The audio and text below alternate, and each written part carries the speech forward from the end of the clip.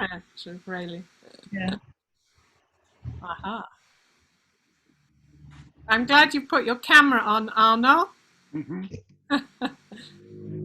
I like the shirt. Hello. Oh my God, Daisy! It's just a party. It's just a party.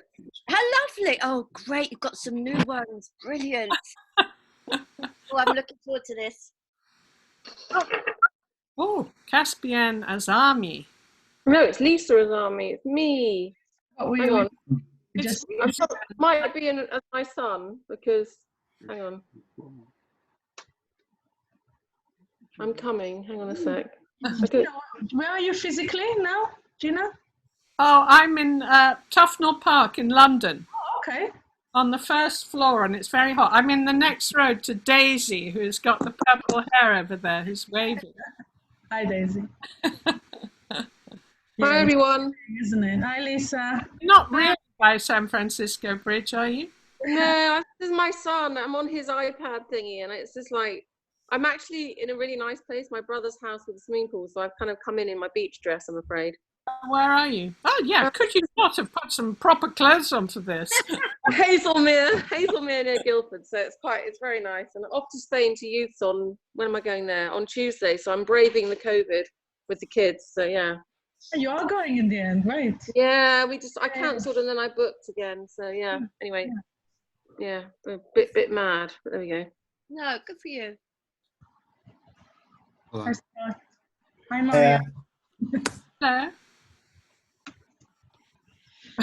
Is John going to join us, Maria? Party. I don't know what's going to happen. I think so. He's meant to already be here, but he's not. Yeah. Youth is supposed to be here already, isn't he? Yeah. Yeah. And Giles, okay. Well, I mean, shall we wait for them a few minutes? Well, it's not even on it's just turned on the dot. I'll just WhatsApp youth and say, where the flip are you?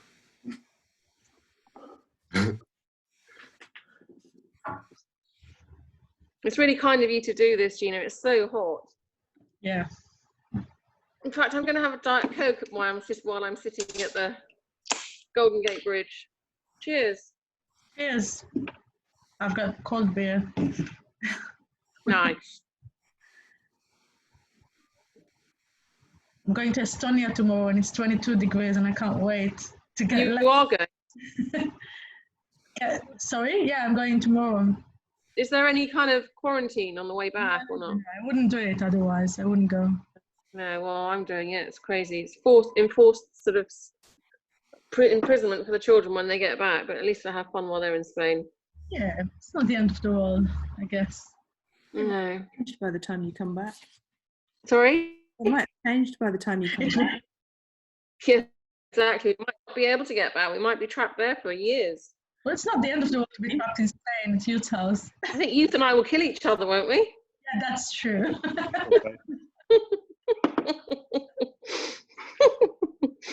That's true. I'll come and save you, Lisa. Yeah. We'll all come over. Don't worry. He's the one that will need saving, not me. So shall we start then? Shall I introduce Gina? Yeah, go for it, Lisa. Okay. Gina, we all love and know Gina because she's been doing some great stuff for us recently. She did a wonderful talk at one of the last Zooms that we had for the Arts Lab, and she came over to Spain to Space Mountain last year. In a previous life, or even this life, Gina was part of the Raincoats kind of post-punk punk group, which was really cool, but really art college trained, art school trained, and has always been creative painter and, you know, innovative and interesting. And is basically focusing on sort of feminist art at the moment and kind of human rights in places like Iran and Middle East and stuff. So really bringing to the forefront what's happening over there in terms of, you know, the way that women are being treated in particular, really, I would say. Is that right, Gina? I have done some paintings of that nature, yes. Yes, and your most recent exhibition was in Paris. Was it in Paris? Yes, with Arno, who's there in the orange-ish shirt. Hey, Arno. Nice to meet you. Nice to meet you. And anyway, so yeah, that was kind of post-lockdown or during lockdown that you did that exhibition, right? Well, it was just and then it was locked down, and Arno had to live with it for a few weeks. Nice one. when it was closed, and then he opened up again for another 2 or 3 weeks. Brilliant. So do you want to, so that's kind of, as far, you know, I mean, I can say more, but that's sort of like kicking it off for you to go for it, really, I suppose. So really welcome, and thanks so much again for doing this, and off you go in your sweaty London place, wherever you are. I haven't got my coffee yet, so I'm just going to say it's nice that everybody's here. It's a small but perfectly formed crowd, I would say. Everybody looks marvelous, and I'm sure most people know what I do and what I've been doing. I feel like I am definitely an old hand preaching for those that know my work. I was kind of imagining I was going to be talking to kind of people who just picked up the pencil. You know, I was going to kind of be talking about, you know, how I discovered the HB pencil, but I don't think I should go back that far. I think I shall. I was going to talk about how I came to painting and the first paintings that I made, and yeah, because I went to an adult education course about 6 years ago. Oh, here's my coffee. Thank you, Mike. Mike's getting back to his screen downstairs. I have a Moomin cup. Oh, we love them. Yeah, it's very nice coffee, some nice freshly ground coffee with a little milk, semi-skimmed. Yes, I went to the adult education college, and I went to study observational painting. And we had, you know, those really cheap paints that you get at school.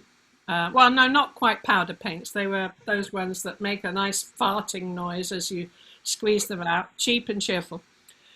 And we had large sheets of paper, and we painted like still lives of, you know, shiny saucepans, washing up liquid, a nice bit of fabric, and a teaspoon, and you know, just a kind of really like basic set of objects, but they were used for their kind of reflective surfaces, their absorbent surfaces, their distortion. So each object was actually something that you would observe and have to work with and think about. So you think about these different surfaces, and I think it was a great training for me because I hadn't really painted since I was 18. I'd done lots of other stuff, you know, music and film, and I'd done bits of charcoal drawing. The whole thing for me, and so, you know, having to paint a you know, the back of a, you know, concave, can't remember, surface, and you know, the pans and things was amazing. And I did that for about 18 months, just going one morning a week, and then kind of logging into different online things, you know, and after a while, my tutor kicked me out of the class. I was like, no, I love it here. He was like, no, you have to move on. You have to go forth and do something because you know, you've kind of outgrown the class, which I didn't feel I had, but he did. So he chucked me out. And he suggested I went to the Royal Drawing School. That's where my son's going. My son's starting there next term. Oh, great. Well, it's a great place. For foundation or the postgrad? Foundation there, yeah. Well, I don't know so much about the foundation, but the postgrad's amazing. Anyway, so I go one day a week as an outsider, you know, as a somebody just coming in to do a class. And they do a class between, say, 10 and 5. And each class, however it was structured, was based around a life model. It might be working from the imagination or working from a story or painting the unexpected. They each had kind of funny titles, and they each kind of took a slightly different way of painting a life model. Sometimes there was one model, sometimes there was two, and sometimes we even had an alpaca or a dog, and they were, yeah, quite. And sometimes we'd have, statues with the model and all that jazz. But it was great. I really liked it there. But it wasn't about paint there. It was about drawing, and I got really, really good at drawing. And I kind of forgot how to use paint. But I did start painting. I started drawing at the National Gallery. I started drawing from kind of old masters and things. And, and as you draw and draw and draw from old masters, you realize that, times have changed in terms of politics, and especially, politics of power relations. And there just seemed to be an awful lot of paintings of women being observed and being passive, and what have you, and women being raped or assaulted, or all that jazz. And of course I would notice that, being a kind of old feminist, and so I started to think about things that happened to me when I was a teenager. This was kind of way pre Me Too. And I was thinking about things that happened to me and things that happened to my friends. And so I did a kind of series of more contemporary assault paintings that kind of empowered me. I remember I showed one at Terps sometime later, and this woman couldn't understand why I'd painted this painting, and she's like, "But who's it for?" And I was like, "It's actually for me. It's my telling of this story that I am in control of." Then you could say it's therapy, but it wasn't therapy. It was a personal experience using paint and dynamic to kind of express something that I needed to get out, Anyway, so I started kind of thinking about painting scenes of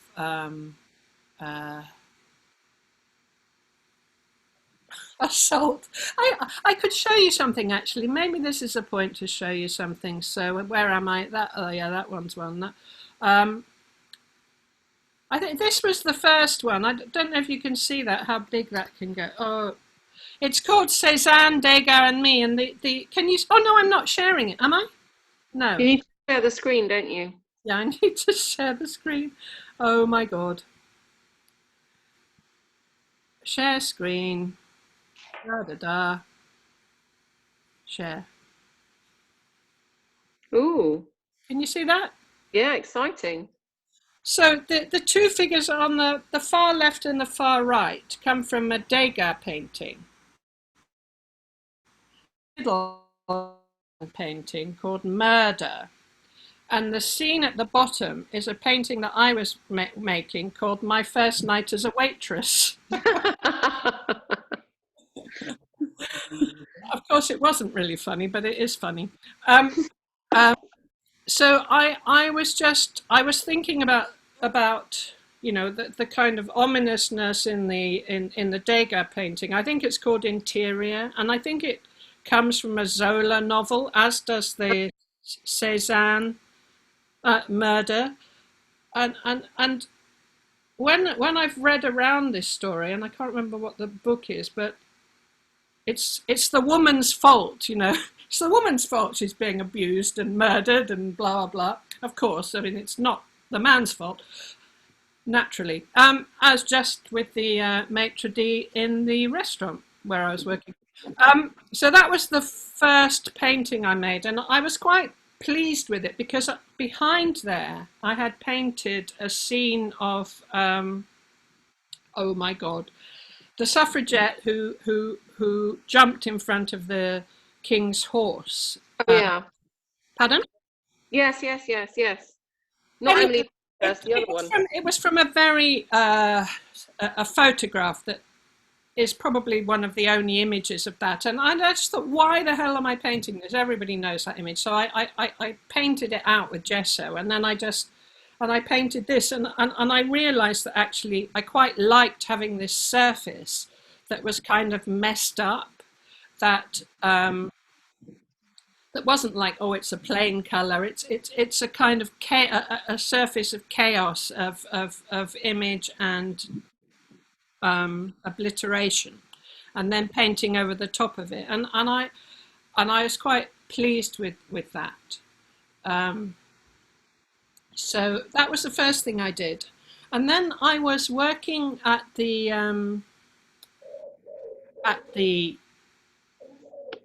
sorry, Royal Drawing School. And one day the model, she was a very beautiful woman, but she just shifted her body a little bit into this slightly, come on, come and get me kind of thing. Just slightly parted her legs. And I was like, oh my God, this is what a life model does for these painters, you know. They give this kind of sexual frisson, which was kind of charming, but also kind of set a trigger in my head. And I suddenly thought, what if this model, instead of saying, hey, here I am, she got up and she went, fuck you. And at that point, I decided to do some paintings, which I'm going to, and I made it into a film. Now the film is, I'm going to just kind of run through it a bit, but it's quite, oh my God, it's quite annoying in its fuck you-ness. Share screen. Is that sharing? No, wrong screen.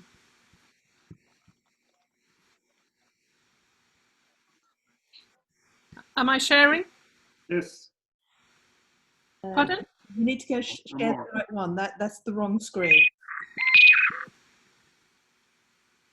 Sharing? Yeah. Yes.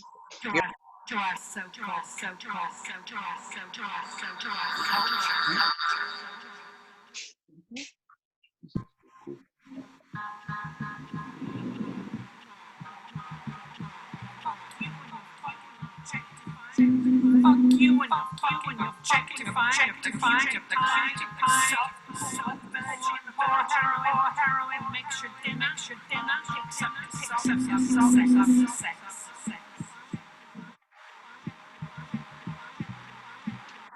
Fuck you with your museums full of naked women and raped, abducted, bartered for.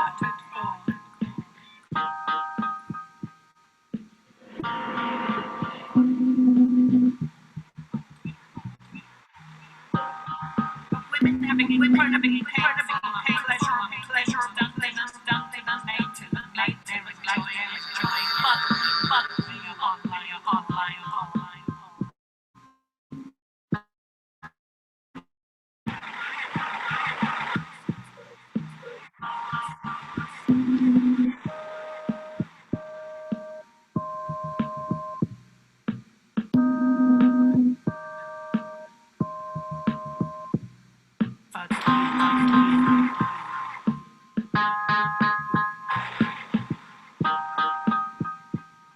online.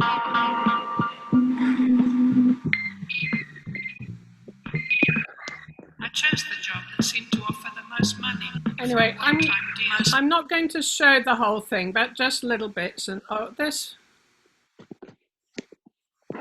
Oh, sorry. Oh.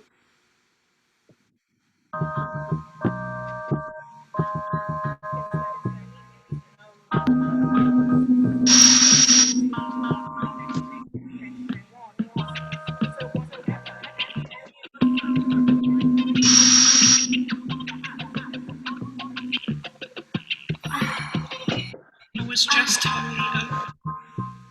His penis was moving in and out most of the time.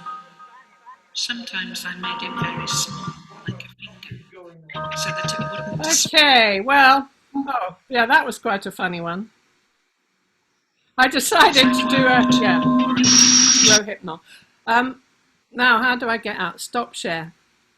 So where can we, Gina, where can we see that if we want to watch the whole thing in the glory of our own living room in private, or we show our children so that they can see what is out there? Don't swear, darlings, but watch this film. Yeah, you fuckers. Yeah, well, I don't know. I have to do something with it. I will. Like a YouTube or something. Yeah, I haven't done that. I had a screening at the ICA where I showed a lot of my Super 8s, and I showed a bit of that, and I showed lots of different things, but I haven't done anything else with that. So yeah, that was a moment. So I started painting a lot, and that some of those paintings in there were ones I used to apply to a painting place in Elephant and Castle called Turp's Banana. I don't know if many of you know that. Is that Gavin Turk? No, it's oh my God, you put that name right. Marcus Harvey. Marcus, that's it. And they do the magazine Turp's Banana as well. Yeah, they do a magazine. In fact, it started as a magazine, and it was only painters writing about painting rather than critics writing about painting. And so then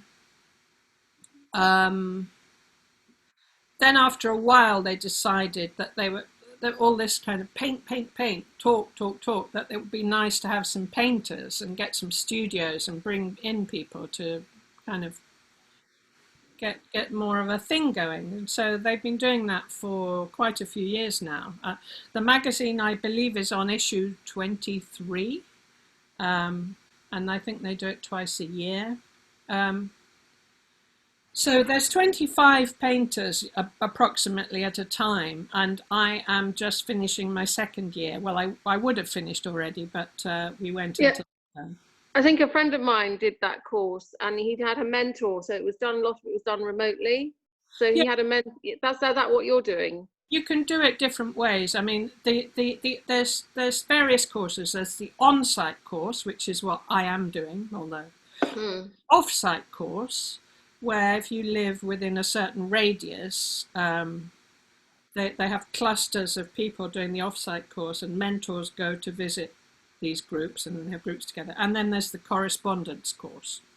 I am actually having a couple of mentor sessions, on Zoom now, because I just can't bear to go down the Northern Line every day, for 40 minutes each way. I don't know how crowded it is. I mean, apparently people tell me it's not crowded at all, but I know as soon as I decided I would go, people are getting more and more blasé about the whole thing. And as an old bird, I don't really want to, I've had breast cancer and I've got a 92-year-old mother. I don't really want to catch it. I think I've already had it, actually, because I lost my... Anyway, blah, blah. So I went to Turp's Banana, and there I showed people my work, and I've come here to learn to paint. And they said, oh, but you can paint. And I was like, well, I can draw and I can put colour in the thing, but I really don't really know how to use paint. And so the last, 18 months, I've really tried to come to terms with using paint. And it's funny because, you start off loose, then you get really tight. And then once you've got really tight, the main thing you really want is to loosen up again. It's kind of balance. And also, the thing of actually being able within one painting to find the appropriate bits where the paint is tight sometimes and where the paint is loose at other times. I mean, sometimes in one painting it's all quite loose, but on the whole, I like to think that I'm kind of getting to grips with the fact that I can work tight and loose, and I can work thick and thin. Mostly I use acrylic because I am so impatient. I really wish I was an oil, I could be an oil painter, but I am an acrylic painter who also uses charcoal and pastels And then I use oil sticks on the top sometimes, and I use oil glazes. So I couldn't work exclusively in oil. I did go back one day to the Working Men's College to do a day of beginners oil paint. And I just had the whole thing was just going, whoa. I just couldn't. You know. I went off for tea early, but when I came back, everyone was standing around mine thinking it was okay. But I was not happy with it at all. I like to have some control over it, and enough control anyway. So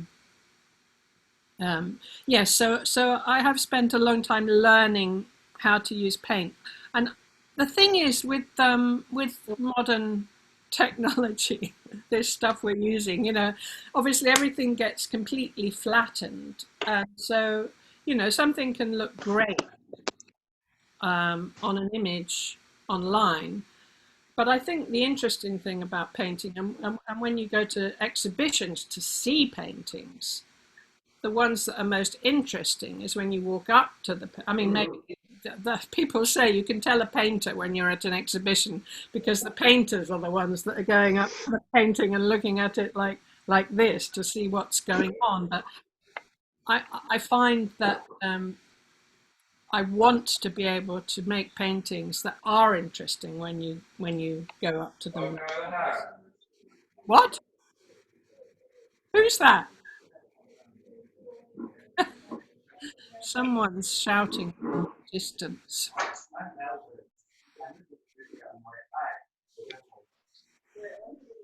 Hello? I can't hear them. Ah, strange. Anyway, so the idea is that, one would enjoy the, that. I'm going to... I can hear someone in the background. I think, Lisa, you don't have anyone in the background. You're the only one who's unmuted. Lisa and Gina. I'll mute myself if you like. Maybe that's why you couldn't hear it. Yeah, because it's the children. Hang on a sec. Hang on.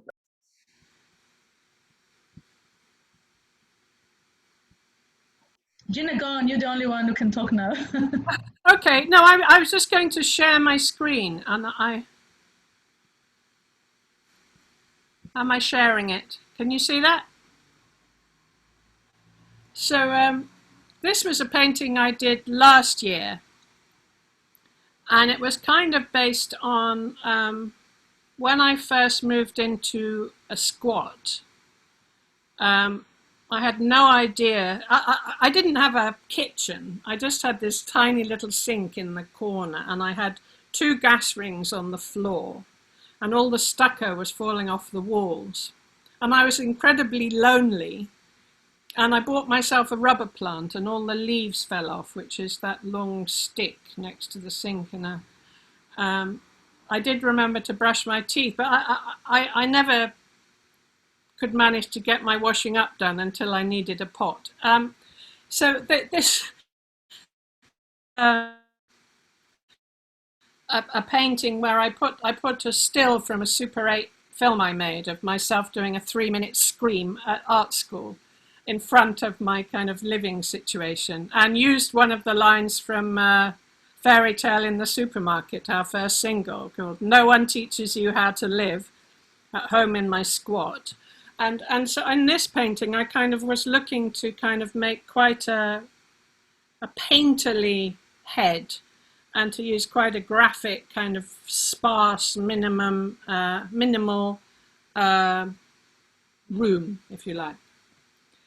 So that's that. That's quite a big painting, 180 by 180. So the head is like, it's good size. This is the one I've been working on just very, very recently, and somebody had asked me to do a contemporary painting of Liberty, which I showed in Arnaud's gallery, and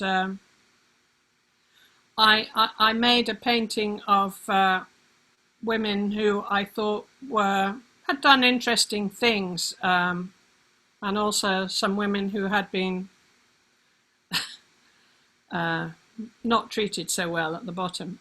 So I was listening to Lee Perry, and I'd started to put a banner in the hands of Angela Davis, and I thought, well, what would she have? Would she have black power or feminism?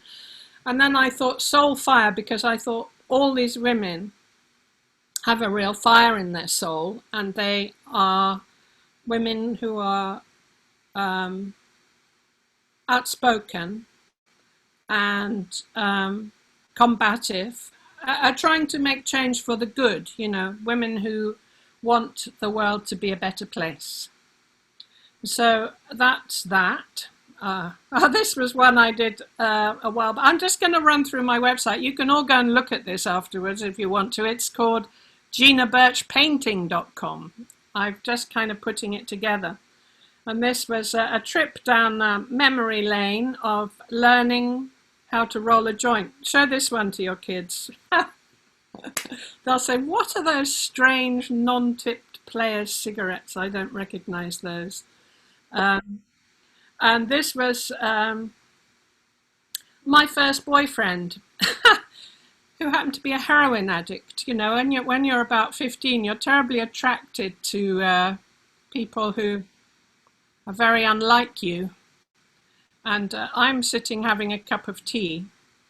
Well, I actually chopped him off. I actually chopped him off on the canvas as well, because it just worked better somehow like that. So Tea Time with Heroin, that one's called.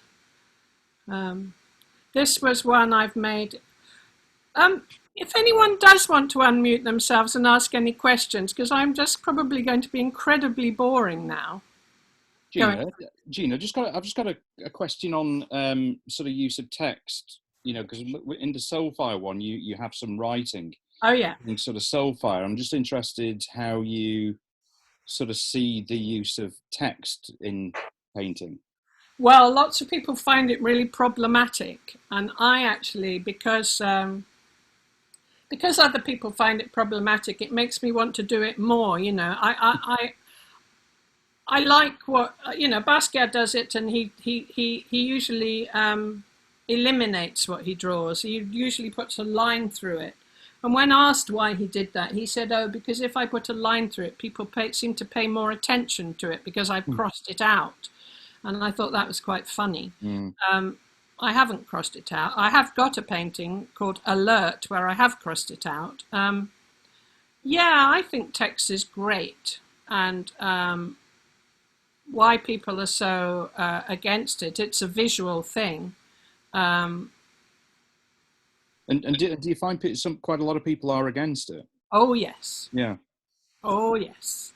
I remember when I was at art school, they always used to say you're lazy if you put words on and stuff like that, and that was at Goldsmiths in the 80s, Right. Well, fuck them, I say. Exactly. Tossers. I know people don't like it, but I think letters are beautiful, and Yeah.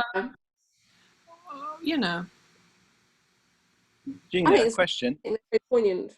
Yes. On the picture there, are those the two women from Planet of the Apes? No, they're the Gorilla Girls. Gorilla Girls. Oh, I don't know that. Who made the poster saying, "Does a woman have to be naked to get into the Met?" Oh, I know. So I was trying to work out who the other people are. I feel bad now saying the women from the Planet of the Apes now. Don't ask any more questions. You have to go and do your research. Yeah. I'm not telling you who they are. Okay, no problem. Can I ask a question? Yes. How did you feel with the exposure of, especially when you started, you were showing some paintings of your assault, as you said. Did you get did you feel anything after you showed it? Was it helpful for you? Well, I said that they are experiences of mine and my friends, and I wasn't specific about what happened to who, or even if the ones I painted are truthful of what happened to me. They are a version or a feeling or a expression.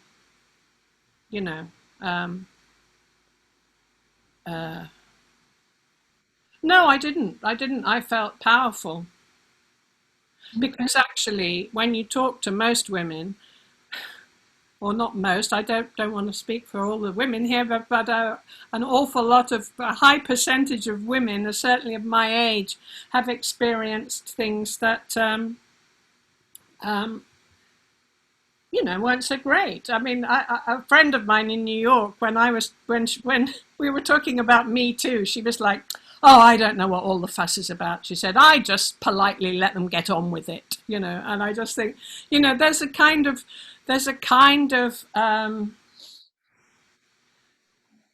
it depends. The whole thing about assault is how do you react to it, and when it's happening, do you know it's happening?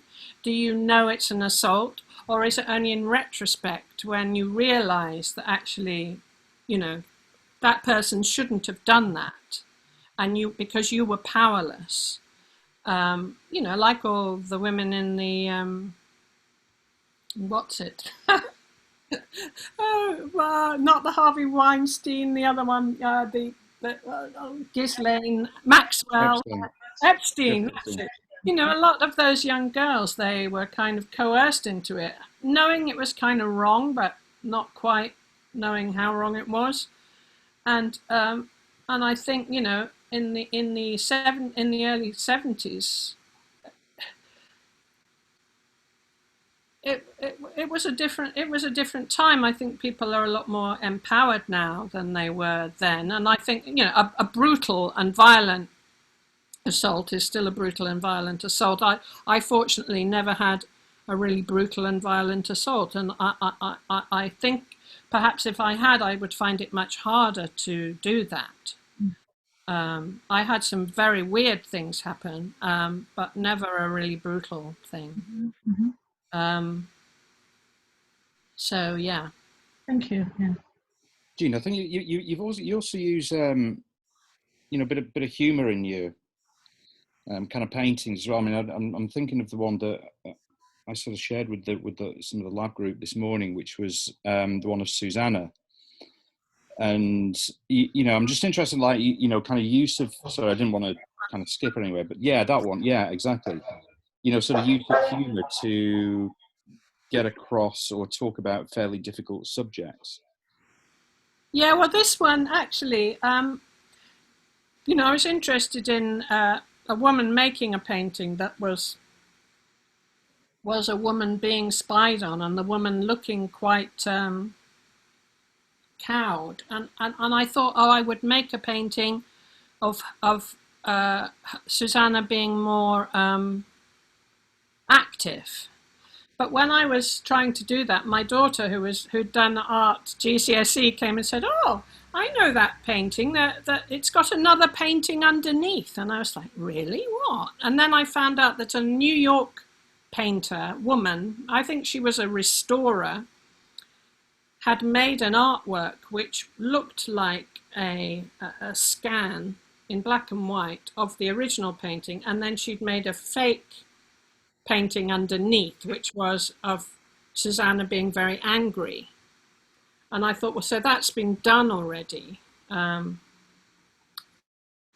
So what I will do is I will go to good old British slapstick humour, which is a custard pie in the face. And so it doesn't quite work as a custard pie, but that is what it's supposed to be. It's got the colour of custard. I saw they used it in Mrs. America. I don't know if any of you have seen the whole of Mrs. America, but Mrs. Schlafly gets a custard pie in the face at some point, which I was quite amused by. She was very good and said it matched her sweater or something. Anyway, so I just thought I would, I'd done a lot of these kind of semi-classical paintings, and then I wanted to kind of go into them and change history, if you like, rework them so that they would, the subject would have revenge within the painting, or regain some power. I suppose a lot of my painting is about regaining power for powerless people somehow. Yeah, so that was that, and I've done this in a funny order. This is just how it is on my website. So this was a COVID painting, which was care workers in care homes looking after people who had died. But they had been looking after people. And I just wanted to kind of mark the occasion, mark their lives really, or mark the lives and the work that these people had done, and to say that we're seeing you, we're hearing, we know. No, it's like the three monkeys, you know, they hear no evil, see no evil, speak. There is Yeah. Thinking the same, Lisa. Yeah, exactly. That. Weird. Yeah. Interesting. Yes. Yep. Well, this was another coronavirus one. This is one where I kind of went through alert, and this was the idea that now young people, when they go out partying and dancing and having a good time, that there's this thing around them all the time, potential for danger, and it actually comes, the kind of idea of the face behind came from a Goya painting of something called the Sardine Festival, and I just like the idea that these people were dancing. I mean, in the Goya they're all wearing masks, and this is a mask of a kind of death mask, but I thought, well, my two girls who are dancing, because I've got two daughters, so I imagine them kind of dancing, and all around is the fear. It's the fear of the mother, I suppose, more than the fear of the daughters. the mother's like, be careful, darling. That's my painting, and that, you know, it's a thing. You know, how will our children get through this? What's going to happen to them? No, in the old days it was pregnancy, then it was HIV, and now it's COVID. Yes. So there's that. This is one of the ones I did about what was happening to women in Iran. I haven't put the other two on because they're quite gruesome, but this one's pretty gruesome. But this is also from a Goya painting, and I was reading about Nasrin Sotoudeh, who was a lawyer who was sentenced to 38 years in prison and 148 lashes or something for defending women who weren't wearing the hijab and other minor misdemeanors. And I just thought, you know, this lashing and whipping and oppression of women is just so awful in so many countries. And it's all over the place, and in greater and lesser degrees. So, this was another one that was in Arno's gallery. This was the first one I did actually that I was replacing kind of almost gender neutral, almost female. Well, I was replacing men, kind of quite powerful men, with kind of genderish, neutralish, large figures that were almost women. I wanted to put women into a place of kind of protection and power. And I made some 40-foot. Sorry? I made some 40-foot women who were kind of gods, and they were creators, and but they were also quite they were quite kind of in need. Anyway, this painting, I thought of it as kind of graffiti, but then someone came and said it's like vandalism, because what I'm doing is I'm taking these kind of beautiful paintings and vandalizing them, I think in quite a positive way myself. I like a bit of vandalism. Gina, did you find that the way that you sort of view these sort of classical painters and paintings sort of changed, as you were doing this, as you were reconstructing them? Yeah, a little bit. I mean, obviously they are painted beautifully, and I learned a lot from painting them. And sometimes you think, oh, that arm's a bit wrong, or you look at the positives and the negatives, and I'm looking more at technique in a way. Once I've chosen the painting, I'm looking at technique. And yeah, of course, the paintings that I've copied like this will always have a kind of big place in my heart. If I see them, it's like hearing a record, a song that has been important to you at a certain time, played, and you're like, oh my God, yeah. It's kind of, I feel like I own it a little bit, if you know what I mean. This was the Gorilla Girls again for the Planet of the Apes person. um, um, I enjoyed, this was, I thought, when I was working, I thought, oh, I'm going to make a painting that's completely black and white, and then I'm going to use oil layers and tints all over it. But actually, I just really liked it in black and white in the end, so I left it in black and white. And it's from The Rape of the Sabine Women by Poussin, or it's part of it. And then I tried to put some, I photocopied pictures of the Gorilla Girls and I stuck them on. And there it says, being angry is a great place to start. So the idea is that maybe the Gorilla Girls would run in and rescue the Sabine women from this terrible fate. But, yeah.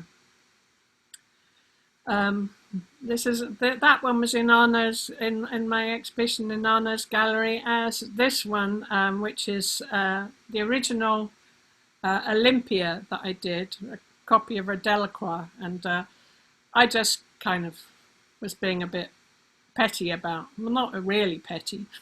Olympia has her breast bared, and I thought, well, she can have her breast bared.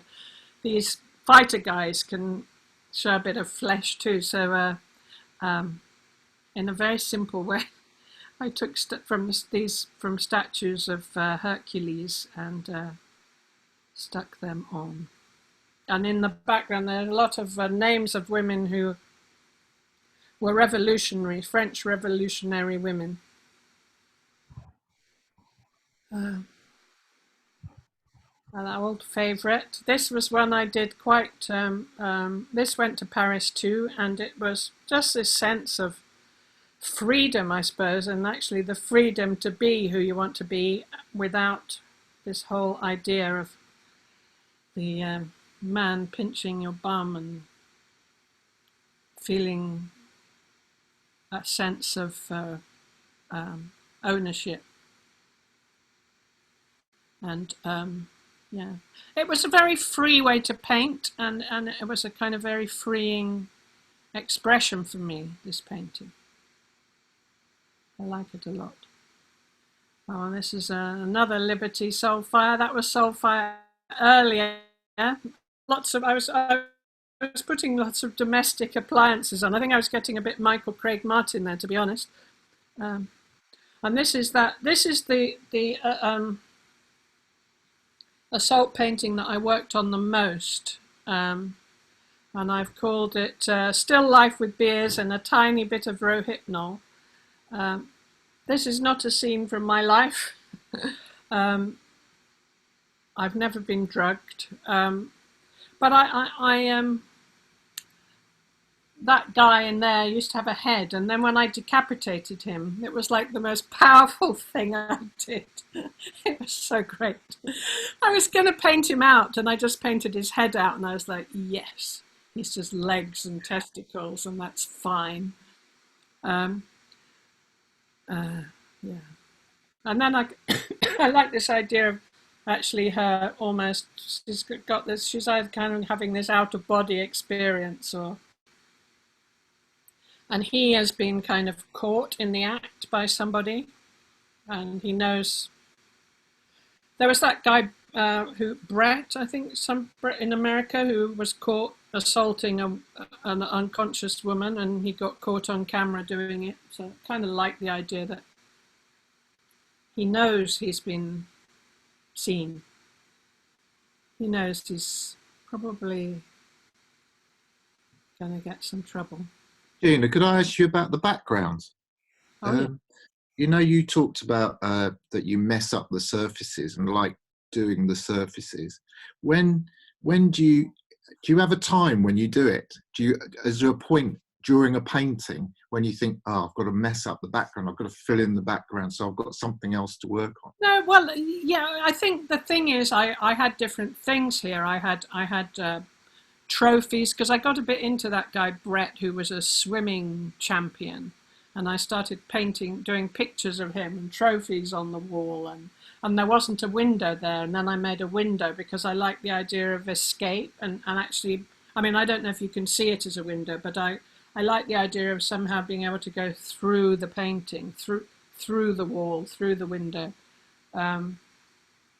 So different things came and went, and quite often, I think a lot of people really plan out a painting, but I plan out a few bits, and a lot just happens. You know, it's almost like a film in a way, that things come and go. So characters come in and then they leave, or they get obliterated, or you know, they might. You do seem to have favourite colours for backgrounds. Oh, do I? Well, probably. I I'd think go with pink. I think they're really lovely. I really enjoy the colours. But the pinks and the blues are really fantastic. But I just wonder. Oh, and, yeah. and they're acrylic, and you're drawing on acrylic. Yes. This one I can't remember. I think I drew partly with. Well, actually, what I did first was this is a massive painting, and I'd been to the National Gallery, Royal Academy. Oh God, I can't remember his name. There was a beautiful religious art exhibition, and lots of portraits of lots of pictures, paintings of Jesus Christ, and on one of the 15th century paintings, it said in the 15th century it was deemed that depictions of Christ should be more brutal and sad, and so that the populace, who were kind of poor and brutalized and sad, could relate to Christ as one of them. And I was thinking about the brutalized images of Christ, and actually it was only half this size, just about below the belly button, I think. Can't remember where it came to. No, actually, I think where you can see the line. And then somebody came and said, oh, you should make him full length. You should make Christ full length. But at the same time, you see, I was brought up a Catholic, and I was thinking about all the days that I'd been, dressed up in my white robes, the purity of the young girl with the hymens packed, and we would be made to put these on to parade around the playground, singing hymns to the Virgin Mary and to Jesus. But when we made our first Holy Communion was the first day we wore these outfits, and you go up to the altar and you put your tongue out, and you say the priest says body of Christ, and you get the host on your tongue, and you say Amen. Well, I don't know, you're supposed to talk with the host in your mouth. I was like, got to be careful, a bit of the body of Christ. And so I liked this idea of these girls who were all around the body of Christ, waiting to receive the body of Christ. Some people think it's very sexual, some people think it's very comical, some people think it's very anarchic. Anyway, and then Marcus Harvey, in fact, came along and said, oh, the thing that spoils that painting is Christ. He said, just paint the girls, the figures. So I was kind of quite angry, and I was like, I don't want to do another painting of this. I'm so fed up with this. And so I started at the bottom, painting these two big paintings on either side at the bottom. Um, and so I painted it in kind of quite a cartoon way, but they're all looking up. In fact, there was a kind of crucifix there at one point, but no Jesus, just the idea of a cross. But then when you actually see the painting, it's almost as if just above the painting and a little bit out is this kind of spiritual moment. It kind of works in an odd way that I wasn't really expecting, and it's it's probably one of my most successful paintings, although you might not be able to tell from this. Yeah, and actually, right at the last minute, I put this red cheeks on here, and that kind of somehow gives a focus and holds it together, which was a bit unexpected. Yeah, yeah, yeah, yep, yep, yep, yep, yep, yep. Yeah, that's another version of the. It's another version.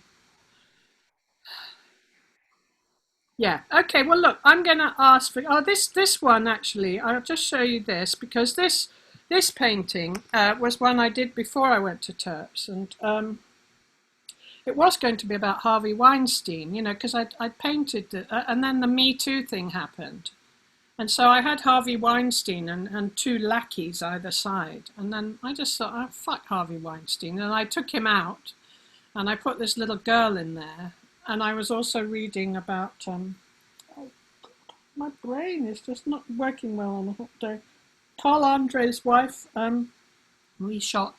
she reenacted a rape scene. She rented a flat and leant over a table with red paint on her. And I just got a magazine with that photograph in, so I put that photograph in and made this kind of feast. And yeah, so that was quite an odd painting. It's a copy of a Goya self-portrait. This was when I was trying to paint these three women having an entertaining time, and they were listening to music and all sorts of they've been doing all different things, playing cards, different things. And then I was reading a copy of a magazine, which was supposed to be quite kind of left field magazine. And I realized all the articles were written by men, mostly about men. And I thought, still our culture is I don't know. I suddenly thought, there's the looming man over everything we do. That's probably a little bit unfair, but I made a looming man. I had this gap here, and I didn't know. I had a person there, and I had 5 people, I had 4 people, I had 3 people, and then I had the looming man. That's the wrong man. La la la la la la la. And these are the angry women. I found these shapes and images from porn magazines, which I put over the top because they just seem very flat and one-dimensional, and that one's just bloody. Yeah, okay. So now open up all your mics, and I'm happy for questions if that's the best way to do it. I don't know what the best way to do it is. Does anybody want to say anything that they haven't said already? Maybe just to say something about how punk this all is. All your paintings remind me of punk, which is where you're coming from, isn't it? It's just... Yeah, it is.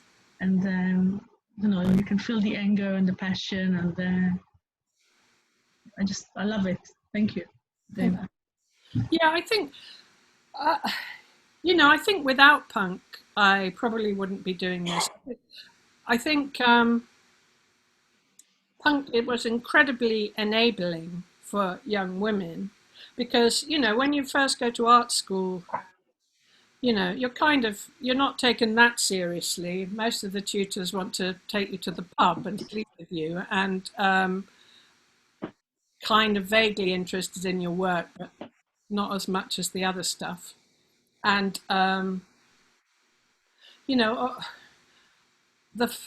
remember when I went for my interview at Hornsey that I'm quite tall and I was wearing some platform shoes, and all the tutors happened to be quite small, and I towered above them. I thought they're never going to have me, but they did. And anyway, I had an okay time. Derek Jarman came to our college, and he brought his Super 8 films, so I can tell it was quite a long time ago. And I fell in love with the images from Super 8 films, and I got myself a Super 8 camera. Punk was happening. I got myself a bass guitar, and suddenly, somehow, I had a voice. It was a voice I didn't quite know what to say with. And so, one of the first things I did with my Super 8 film was I made a 3-minute scream. It's like, I don't know what to do. It was like a baby being born or something, or, just kind of coming out into the world somehow, and trying to be born as a person who had an identity in my own right. And with punk, Anna was nearly 7.5, 8 years older than me, and she'd done literature, and she'd written poems. So she was kind of, when you're 19 or 27, it's quite a lot older. And she kind of led me through it and encouraged me to write songs. And I wrote No One's Little Girl because I was like, oh. When I came to London, I'd always had a boyfriend up until that point. Sorry, Frank, I know it's a bit boring. I'd always had a boyfriend, and when I came to London, I thought, I don't want a boyfriend anymore. I just want to be myself, because when I was a young girl with a boyfriend, I always ended up, listening to their music, hanging out with their friends. You're subsumed into their world. And so Noah's Little Girl was like an anthem to say, actually, at this point in my life, I am going to try and do it for myself. And and then the Raincoats happened, and we traveled all over the place, and recently Helen McCookery Book and she had a band called The Chefs, and we made a film called Stories from the She-Punks, and we didn't have any money to buy rights to film. We ended up making it on a shoestring, really just talking heads. But it's very interesting because all the women, Helen was particularly interested in talking to women who didn't have a name. We weren't going to talk to the Susies and the big guys. We were going to talk to the women who started bands in Glasgow or Hull, or that barely made it past the first 6 months or something, or maybe a year or two, but didn't really get a lot of recognition. So we made these films, and actually that short moment of time those women had just finding a voice and being on stage and performing, I don't know if it was in them before, but when you see them now, they all have this spirit. They have this spirit of adventure and passion, and it's almost like you've taken the muzzle off them. Because I think a lot of them said they were shy before they did that. I'm not saying boys aren't shy. Boys get shy. Boys are shy, but it was just a great thing for us girls to do that, and get the muzzle put on us shortly after. So when the New Romantics came in, I mean, there were a few female romantics, but mostly we can remember the male New Romantics, can't we? I can remember loads of them. I'm sure you might name me one or two, but I currently... What? Brian Ferry? Pardon? Brian Ferry, maybe? New Romantic music, you mean? No, I'm thinking, the Steve Strangers and the Boy Georges and all those, then the Wham, all these people. Ballet. I'm trying to think of the girls, and there weren't many, because actually what happened at that point, the thing with punk was that it was lo-fi, and you didn't need loads of money. And at that point, if the record company had a girl band, they'd like, well, we've got a girl band, we don't need another one. oh, we've got a girl singer, we don't need another one. And that was how it was then, you know. So girls weren't encouraged. I mean, now I hear that, you know, almost 50% of electric guitar sales go to girls, you know. So things have changed. But you know, and it's probably a bit boring harking on about that time, but it was a time that was really, really important to me. And I was a shy thing who wouldn't have made this work had it not been for that time. Can I ask you a question, Gina? Hi. Hello, youth. Yeah. Hi. Hello. How do you feel? How do you feel? Because I think there was quite a strong legacy after the Raincoats that you were directly, you know, a prime mover influence on. Not only, you know, the bands like Delta 5, the Passions, and I mean, you know, but then later on, obviously with grunge and Riot Girls, you had Kurt Cobain, then you had the Breeders, Sonic Youth, Bikini Kill. Yeah. Bikini Kill. None of those, you could argue, would have happened if you hadn't have started that in a way.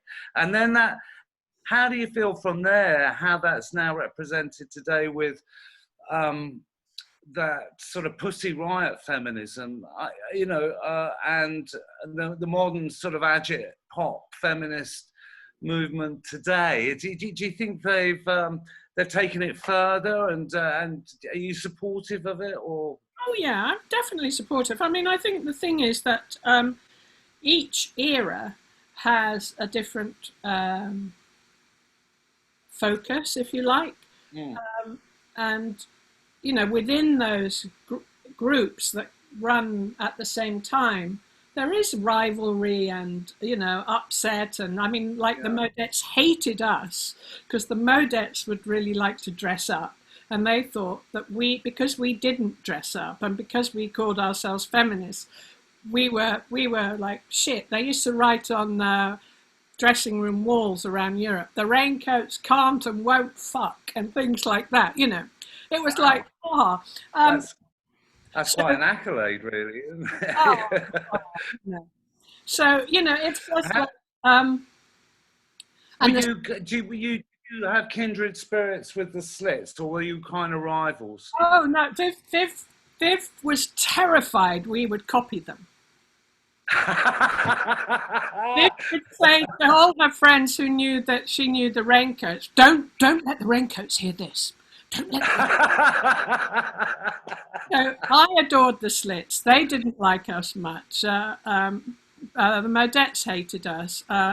You know, it was a funny time. I think probably we got on better with the Swell Maps and Scritti Politti. Right. Yeah. You know. What about later on, Bikini Kill, Luscious Jacks, and those girl bands then? Kathleen Hanna and Toby Vale, big Raincoats fans. I mean, Toby used to go out with Kurt Cobain, and they were big fans of the Raincoats. And Kathleen Hanna has always been a big supporter. She's an amazing. They're both amazing women. So we're quite close with them. You know, basically, I'm not really a very good networker, mover and shaker. You know. I'm pretty hopeless at it. Could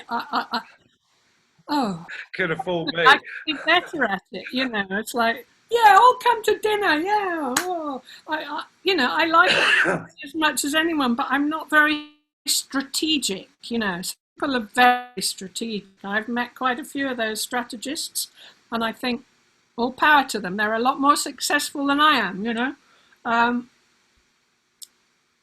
I think you've done pretty well. I mean, really well. No, when you see me flying, it's because I've been strategic. I'm going to, from now on, this point on, folks, I'm going to be strategic. You heard here first. Do you have a gallery that represents you fully, or are you more freelance? Arno represents me in France. Yeah. My strategy is to find this gallery in London and one in New York, and that's my strategy, folks. I'm on the baby steps, but I'm getting there. I can only see you become one of the great pantheon of the great artists of the century, Gina. You're such an amazing inspiration, and the work is just so vibrant and full of life and what you feel passionate about. And yeah, I can't see how it could go any other way, really. I think it's just outstanding what you're doing. Incredible. Thank you. Thank you. Pleasure. We can all unmute ourselves and Really. clap to Gina. Yeah. It's beautiful. Yeah. Happy New Year too.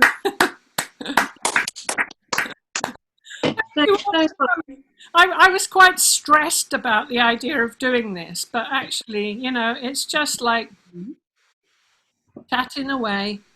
It's been brilliant. Thank you so much. It's been so great. Thanks, Gina. Thank you, Gina. Yeah, Gina. incredible. Thank you, Gina. It was Anna. okay. Very much. Wonderful. Thank you, Gina. You. Good work. Speak soon, everybody. Thank you, Gina. Bye. Good. Thank you. Bye, bye, Gina. See You. you later. Bye bye. How's it going in Spain? It's great, actually. Yeah, I had Richard in yesterday. Cool. Oh, you Yeah. keep moving. When people leave, your face drops across the screen. Yeah. How's he? Is he all right? He's fine. Oh my God! I've muted you. Ask to unmute. Yeah, no, he's doing really well. He was, you know, he was struck down with the COVID quite badly, you know, and he's got sort of a lung condition, but he got through it, and now he's, you know, busy as ever. He's so positive. Whenever he walks in the room, he's just full of like, you know him way far better than I did. But I was having a good chat with him actually, and talking about where he grew up in Surrey, you know, and how he got to know Joe because he was in the 101ers and he was squatting with Joe. Yeah. And of course that squat culture was such a fantastic fertile bed for punk, wasn't it, really? Yeah, well, you know, in the end, in Monmouth Road, Richard and Espe and me were neighbours for years in squats. And then we did the house co-op. And Joe used to come around quite a lot. Yeah. I was a bit too shy to speak to him much. Yeah. Well, yeah, I mean, I wonder now after, like, post-COVID, all those big office blocks, no one's going to be going back into them in a hurry, are they? If there would be kind of Great idea. or create